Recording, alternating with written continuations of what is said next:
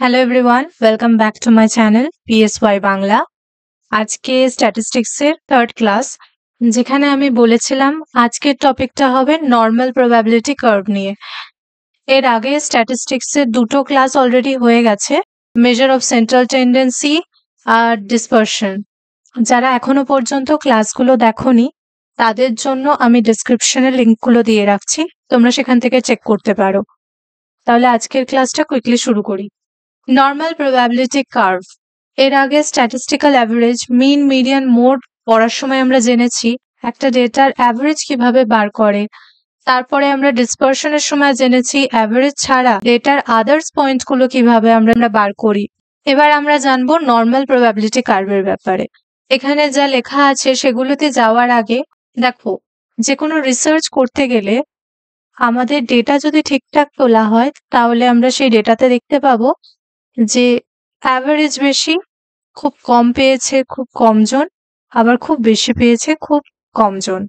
যেমন ধরো ক্লাসরুমের মার্কস নিয়েই যদি বলি, ক্লাসে যদি 100 এর মধ্যে এক্সাম হয়, ম্যাক্সিমাম স্টুডেন্ট কিন্তু 50-এর আশেপাশে পায়, আর 100-র কাছাকাছি খুব কম স্টুডেন্ট পায়, আবার 0-র কাছাকাছিও কিন্তু খুব কম স্টুডেন্ট পায়।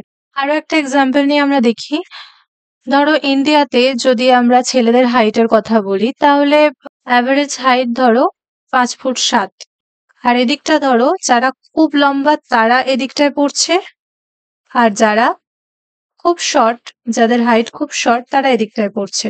তাহলে এরকম লোক খুব কমই আছে যারা ভীষণ লম্বা, 7 ফুটের কাছে, প্রায় নেই বললেই চলে, আর এরকম লোক খুব কম আছে যারা একদম 2 ফুটের কাছে, নেই বললেই চলে। তো আমরা দেখতে পাচ্ছি যে ম্যাক্সিমাম লোক কিন্তু এই কার্ভের মাঝখানটায় পড়ছে, সেজন্য এই কার্ভের মাঝখানটা পিক, আর এন্ড গুলো একদম চ্যাপ্টা, যেটা রিপ্রেজেন্ট করছে এইখানে যে ডেটাগুলো আছে সেই সংখ্যক মানুষ কম। বোঝা গেল? তাহলে আমরা এই ছবিটা দেখেই বুঝতে পারছি নর্মাল প্রবাবিলিটি কার্ভটা বেল শেপ হবে, যার ম্যাক্সিমাম ডেটাগুলো মাঝখানে পড়বে আর দুটো এন্ডেই অল্প অল্প ডেটা পড়বে।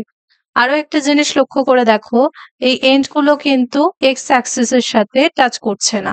Normal probability curve bell shaped, symmetrical. Symmetrical মানে হচ্ছে, দেখো এই কার্ভটাকে যদি মাঝখান থেকে এইভাবে কেটে দেওয়া যায় তাহলে আমরা একটার অপরটার মিরর ইমেজ পাবো, মানে সেম। তো এই জন্য এটা কিন্তু সিমেট্রিক্যাল, এক সাইডে বেশি পিক অন্য সাইডে কম পিক এরকম নয় কিন্তু। Most value cluster around the average, তার মানে এখানে আমরা যেটা দেখতে পাচ্ছি বেশিরভাগ ভ্যালু কোথায়, এই মাঝখানে ক্লাস্টার হচ্ছে, with fewer values at the extreme. আর এই দুটো এন্ডেই কিন্তু অল্প ভ্যালু রয়েছে, অল্প সংখ্যক ডেটা এই দুটো এন্ডে এসে পড়ছে। এনপিসি কার্ভের মানে নর্মাল প্রবাবিলিটি কার্ভের মিন, মিডিয়ান এবং মোড তিনটেই ইকুয়াল, আর তিনটেই কোথায় লোকেটেড, এই সেন্টারে। পারফেক্টলি সিমেট্রিক্যাল, যেটা বললাম আমি, যে একটা যদি হাফ করে দেয়া যায় তাহলে একটা সাইড অপর সাইডের মিরর ইমেজ। আর এই কার্ভটা হচ্ছে অ্যাসিম্পটটিক। অ্যাসিম্পটটিক মানে কি, এই যে এন্ড গুলো দেখো এক্স অ্যাক্সিস স্পর্শ করছে না, এটা কিন্তু ইনফিনিটি পর্যন্ত যেতে পারে, এটা কখনোই এক্স অ্যাক্সিস স্পর্শ করবে না। তো এই গেল হচ্ছে এনপিসির নর্মাল প্রবাবিলিটি কার্ভ। এবার তোমরা আমাকে বলো, যা কিছু ডেটা আমরা পাই সেখানে সবসময় কি আমাদের এনপিসি মানে নর্মাল প্রবাবিলিটি কার্ভের মতো বেশিরভাগ ডেটা মাঝখানে পড়ছে, আবার খুব কম ডেটা দুটো এন্ডে পড়ছে, এইরকম পাওয়া কি সম্ভব? অর্থাৎ রিয়েল লাইফের ডেটা কখনোই পারফেক্টলি নর্মাল হয় না। তাহলে যখন আমরা পুরো গোটা ডেটাটা এরকম পুরো ছড়িয়ে পাচ্ছি না, যেখানে ম্যাক্সিমাম ডেটাগুলো মাঝখানে পড়ছে, দুটো এন্ডে কম ডেটা পড়ছে, এরকম যখন আমরা ডেটা পাচ্ছি না, তখন ডেটাটা দুটো রূপ হতে পারে। একটা হচ্ছে স্কিউনেস, যেটা নিয়ে এখন আমরা ডিসকাস করব। স্কিউ ডিস্ট্রিবিউশন, যে ডেটাগুলো ইভেনলি স্প্রেড নয়। পজিটিভ স্কিউনেসে যদি একটা স্টুডেন্টের এক্সাম্পল নিয়ে দেখা হয় তাহলে বেশি স্টুডেন্ট এখানে কি দেখাচ্ছে, যে বেশি স্টুডেন্ট কম নাম্বার পেয়েছে ধরো, আর নেগেটিভ স্কিউনেসটা তার ঠিক অপোজিট, এখানে দেখাচ্ছে বেশি স্টুডেন্ট বেশি নাম্বার পেয়েছে, কম সংখ্যক স্টুডেন্ট কম নাম্বার পেয়েছে। পজিটিভলি স্কিউডে কি দেখা যাচ্ছে, when score are missed at the low। এবার একটা স্কুলের ডেটা নিচ্ছি, ধরো একটা স্কুলে 100-র মধ্যে এক্সাম নেওয়া হয়েছে, তো বেশিরভাগ স্টুডেন্ট ধরো 30-এর নিচে পেয়েছে।